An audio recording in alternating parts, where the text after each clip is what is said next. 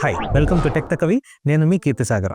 గత 2-3 సంవత్సరాల్లో smart phone ఇండస్ట్రీలో వచ్చిన అన్ని ఇంప్రూవ్మెంట్స్ కంటే ఈ సంవత్సరం చాలా ఎక్కువ ఇంప్రూవ్మెంట్స్ వచ్చే అవకాశం అయితే ఉంది. దీనికి చాలా కారణాలు ఉన్నాయి. ఒక 10,000 నుంచి 15,000 రూపాయల బడ్జెట్లో ఒక మంచి మొబైల్ కొనుక్కోవాలంటే గత 2-3 సంవత్సరాల్లో ఎన్నో విషయాల్లో కాంప్రమైజ్ అవ్వాల్సి వచ్చేది. ఒక మంచి మొబైలే దొరికేది కాదు. ఒక రకమైన మొబైల్ కొనుక్కోవాలన్నా కూడా కనీసం ఒక 15,000 నుంచి 20,000 రూపాయల వరకు ఖర్చు పెట్టాల్సి వచ్చేది. కానీ ఈ సంవత్సరం పరిస్థితులు వేరేగా ఉండబోతున్నాయి. ఈ బడ్జెట్లో చాలా కంపెనీస్ నుంచి మంచి ఫీచర్స్తో 5G మొబైల్స్ అయితే మార్కెట్లోకి అందుబాటులోకి వచ్చే అవకాశం ఉంది. మీకు ఒక సెకండరీ మొబైల్ కావాలన్నా, లేదా మీ ఇంట్లో మొబైల్ తక్కువ వాడే వాళ్ళకి ఎవరికైనా తక్కువ బడ్జెట్లో ఒక మంచి మొబైల్ కావాలన్నా, ఈ సంవత్సరం మనకు మల్టిపుల్ బ్రాండ్స్లో రకరకాల ఆప్షన్స్ అయితే అందుబాటులో ఉండే అవకాశం అయితే ఉంటుంది. బ్యాటరీ కెపాసిటీ విషయానికి వస్తే గత 3-4 సంవత్సరాల్లో అన్ని బడ్జెట్స్లో అన్ని బ్రాండ్స్లో బ్యాటరీస్ అన్నీ ఒక 5,000 mAhకి కొంచెం అటు ఇటుగా ఉంటున్నాయి. ఫ్లాగ్షిప్ ఫోన్స్లో కూడా ఇదే పరిస్థితి.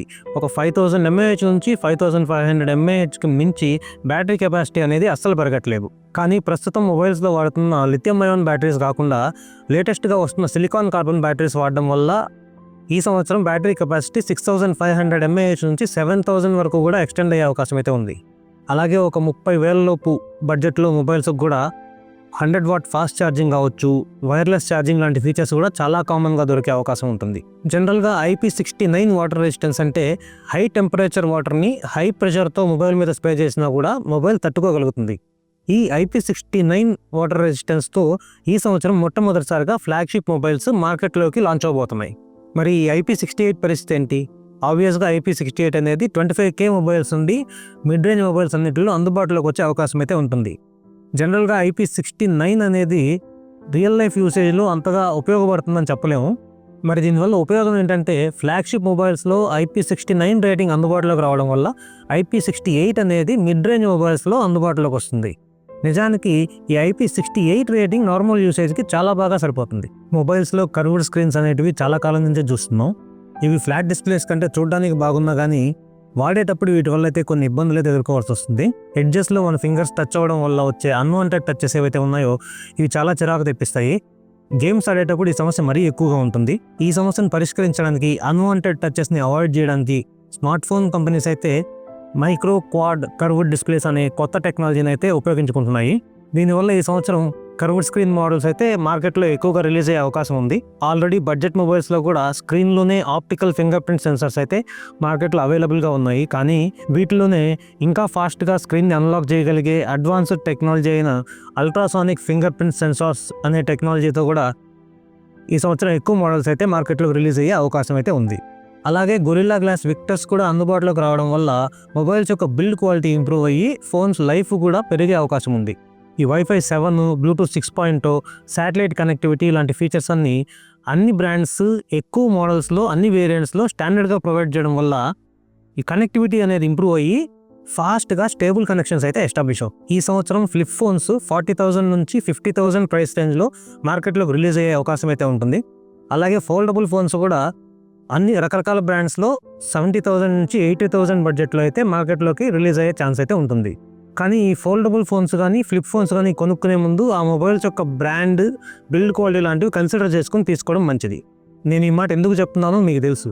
అలాగే ఇలాంటి ఇన్ఫర్మేషన్ ప్రొవైడ్ చేసే ఛానల్స్ విషయంలో కూడా మీరు ఆలోచించి ఒక నిర్ణయం అయితే తీసుకోవాల్సి ఉంటుంది. నేను ఈ మాట ఎందుకు చెప్తున్నానో కూడా మీకు తెలుసు. కాబట్టి మన ఛానల్కి సబ్స్క్రైబ్ చేసుకోండి. 2 TB స్టోరేజ్ ఒక మొబైల్ ఫోన్లో, అనగా 2048 GB, దాంతోపాటు 24 GB ర్యామ్, అనగా ఈ ఫ్లాగ్షిప్ మొబైల్స్లో బేస్ వేరియంట్సే 12 GB ర్యామ్, 256 GB స్టోరేజ్తో స్టార్ట్ అవుతాయి. అఫ్కోర్స్ ఒక్క ఐఫోన్స్ తక్క, నీ పతి ప్రాణములు తక్క. ఇక టాప్ వేరియంట్స్కి వచ్చేసరికి ఈ సంవత్సరం 24 GB ర్యామ్, 2 TB స్టోరేజ్ వరకు కూడా ఎక్స్టెండ్ అయ్యే ఛాన్సెస్ ఉన్నాయి.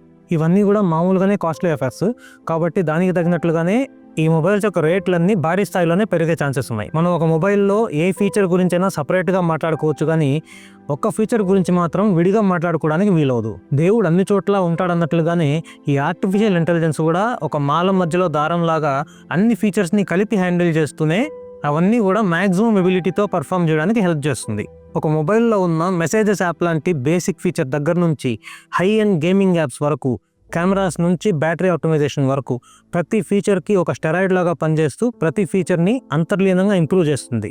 1 సంవత్సరం సాఫ్ట్వేర్ అప్డేట్స్ ఇస్తాం, 2 సంవత్సరాలు సెక్యూరిటీ అప్డేట్స్ ఇస్తాం అంటే కస్టమర్స్ ఇప్పుడు యాక్సెప్ట్ చేయడానికి సిద్ధంగా లేరు. ఓ మాదిరికి కూడా కనబడట్లేదా అంటున్నారు. బడ్జెట్ మొబైల్స్కి అయితే minimum 2 years software updates, mid range మొబైల్స్కి అయితే మినిమం 3 ఇయర్స్ అప్డేట్స్ ఎక్స్పెక్ట్ చేస్తున్నారు.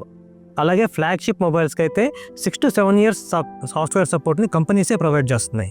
ఈ సంవత్సరం ప్రతి బడ్జెట్ రేంజ్లోనూ ట్రెండ్స్ అయితే ఖచ్చితంగా మారేందుకు అవకాశాలు ఉన్నాయి. అలాగే మీరు ఈ సంవత్సరం ఏ ట్రెండ్స్ ఎక్స్పెక్ట్ చేస్తున్నారో కామెంట్ సెక్షన్లో రాయండి.